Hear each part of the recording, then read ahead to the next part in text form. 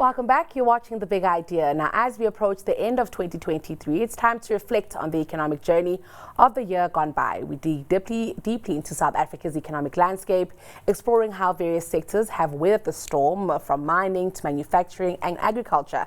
And beyond that, we dissect the performance of the economy in the face of challenges like inflation, persistent load shedding, infrastructure issues, and soaring interest rates. Joining us for this review of the highs and the lows we anticipate and what the coming year may hold is a chief economist at Investec, Annabelle Bishop, and independent economist Elise Kruger. Good afternoon to you both. Thank you so much for joining us. Okay, maybe to start us both off here, what might be beneficial is to ask you both to describe the year that was economically in one word, if possible. Is it possible? Annabelle, we'll start with you.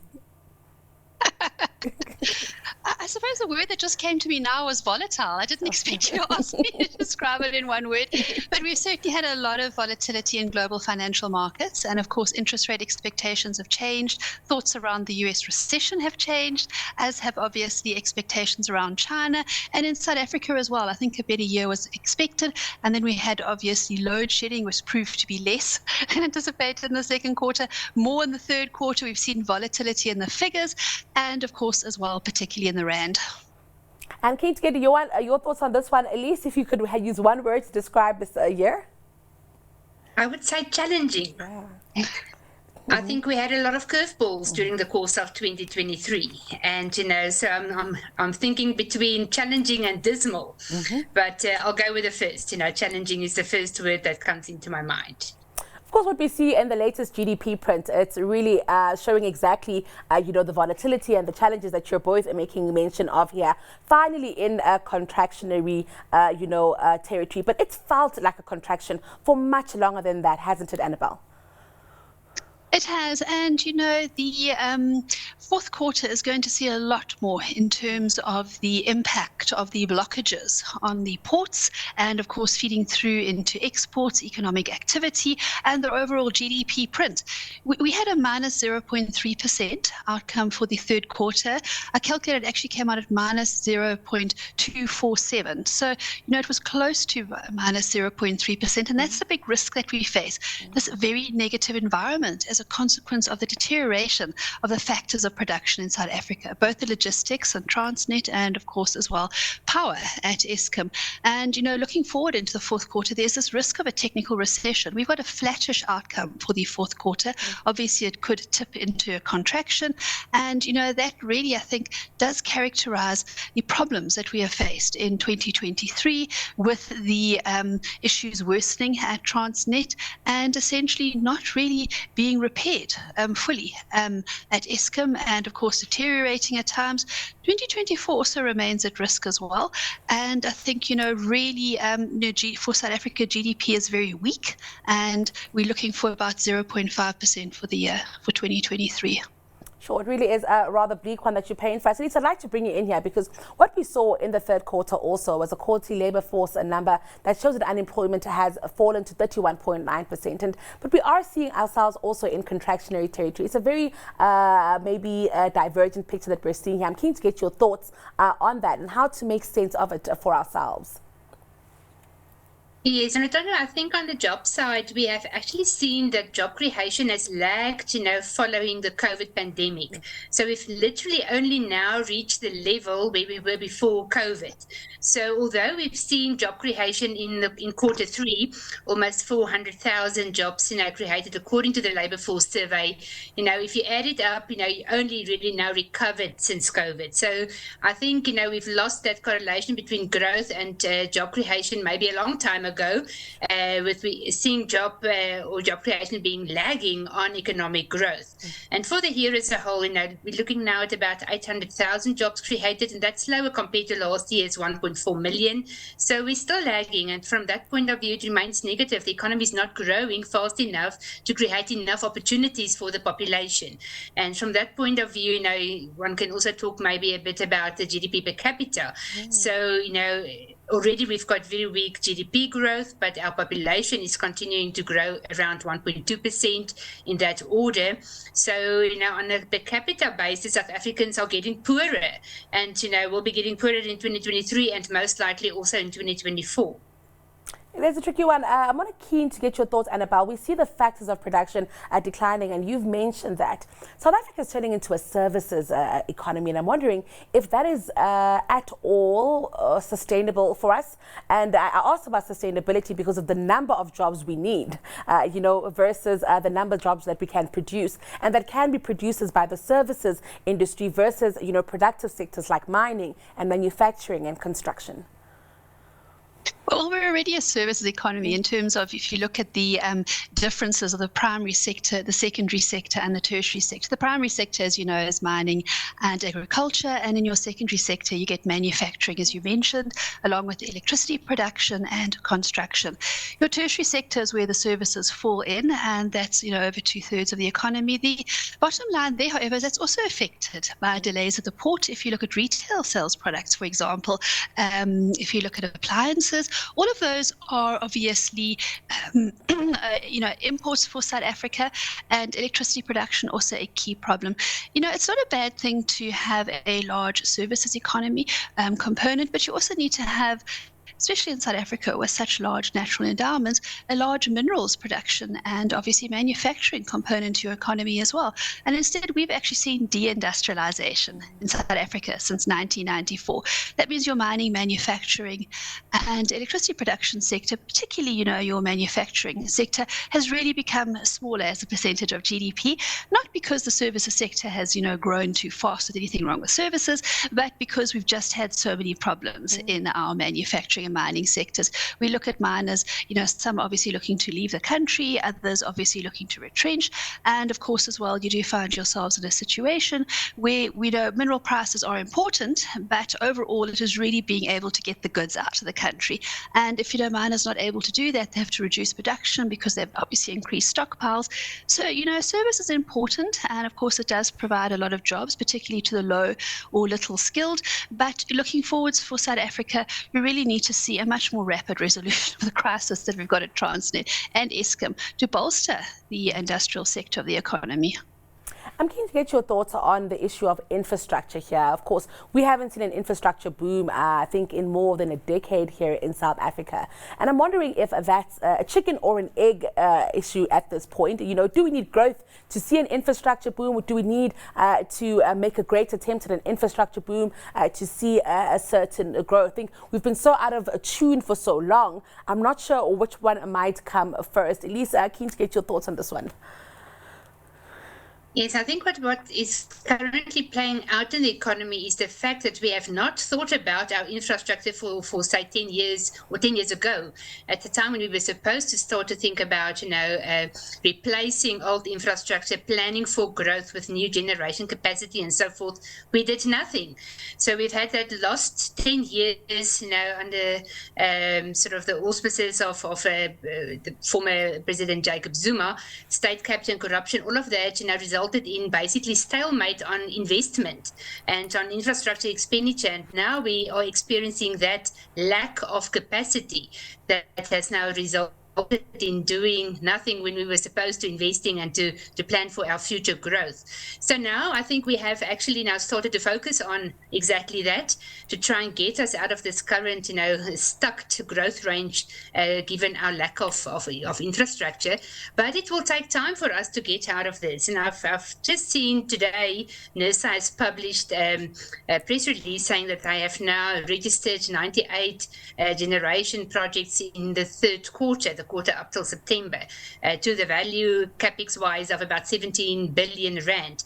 So we're starting to see that now happening, but the problem is there's a lead lag scenario here where it will take time before these projects that are now starting to surface, to get to proper generation for South Africa. I mean, that's a 12, 18 month, 24-month delay.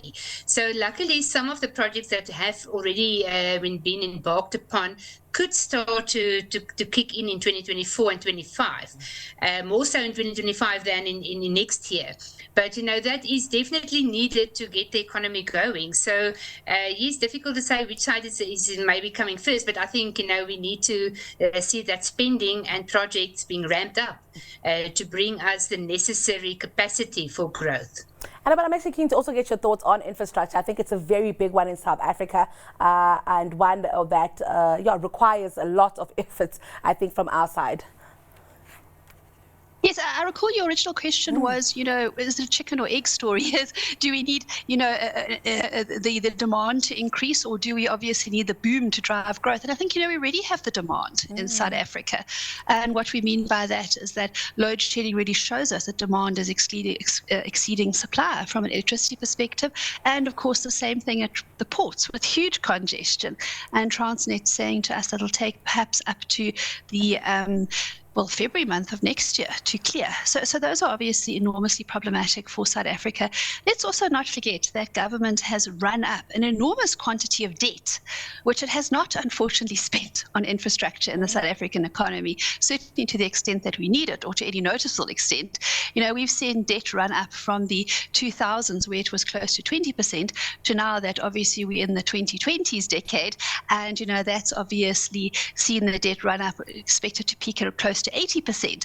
Now, we also saw that our debt servicing costs are close to R1 billion a day. One wonders, what has been the outcome of this enormous quantity of borrowing in terms of the factors of production of South Africa. And it really hasn't been, in terms of bolstering the repair and maintenance of the gantry equipment, the equipment itself at the ports, which is being penciled as, or being signaled as the problems in terms of causing this congestion. And of course, as well, similarly at Eskom itself and Transnet, both also, in addition, having run up large quantities of debt over and above that of what government itself has run up as well.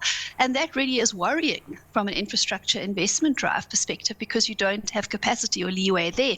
Hence, that is why government is looking to include the private sector now into infrastructure build, maintenance and running of these productive factors in South Africa. So unfortunately, we're both in a crisis, which has been going on for a very long period of time, and a crisis which obviously hasn't been addressed, but also, of course, is one which is worsening.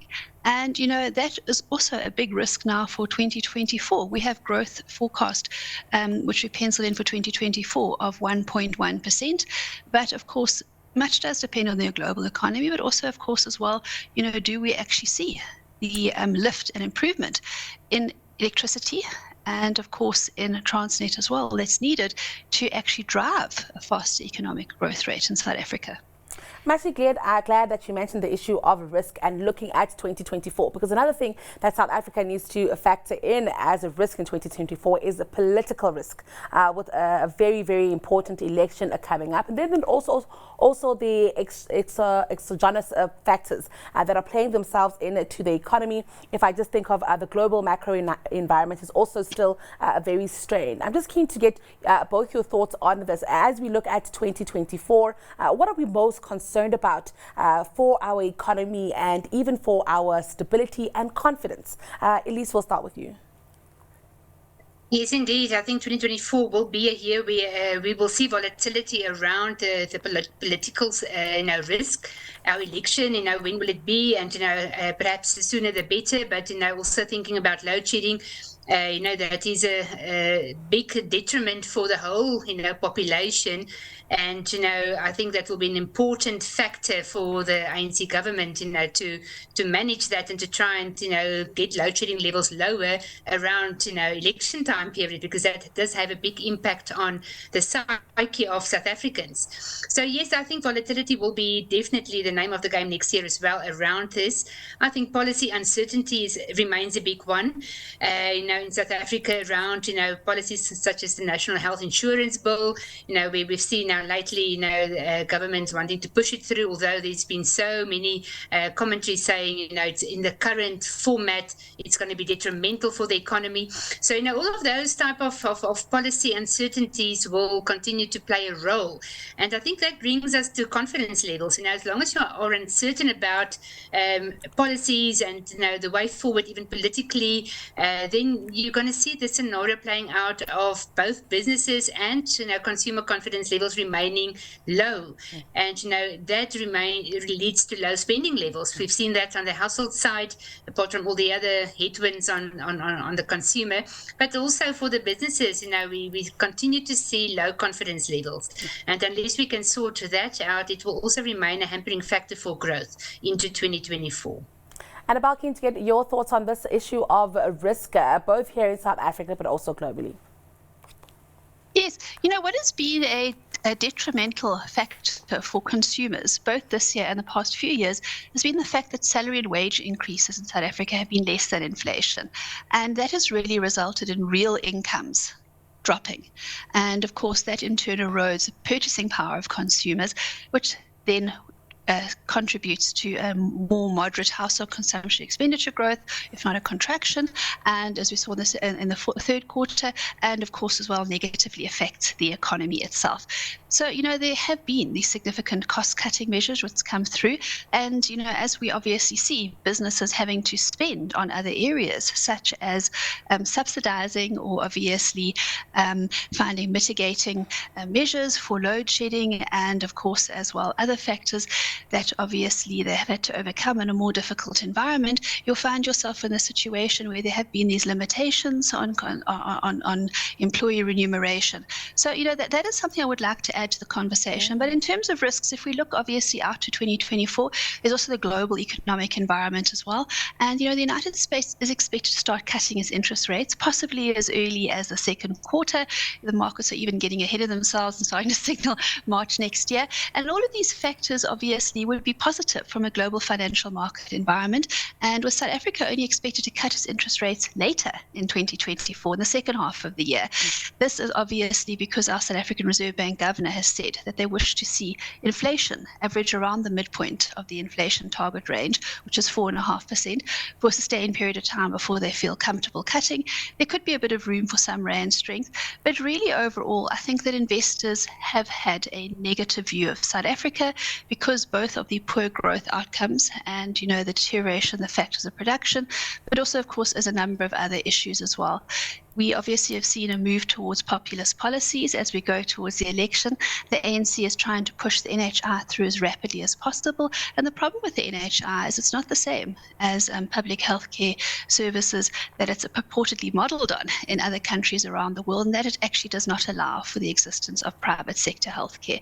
And that in itself is highly damaging for the economy. It'll take out a large productive sector of the economy, and also as well could see many more high and middle income earners looking to immigrate in South Africa, taking with them skills and often as well businesses. So the populist policies, which the ANC government has really lent towards in the run-up towards the 2024 national election, obviously is one which they feel might engender more votes for them, but one which could actually be more detrimental to the economy. You did talk about risks, and of course the expectation is that the ANC does get well below the 50% mark, somewhere in the low 40s, moving into a coalition-style government, which would in turn also, of course, bring along its own problems. We've seen the effects of coalition governing in a number of municipalities in South Africa, and of course the damage that that's actually had as well. So these are all risks for the 2024 outlook, particularly for sentiment, for business confidence, for consumer confidence.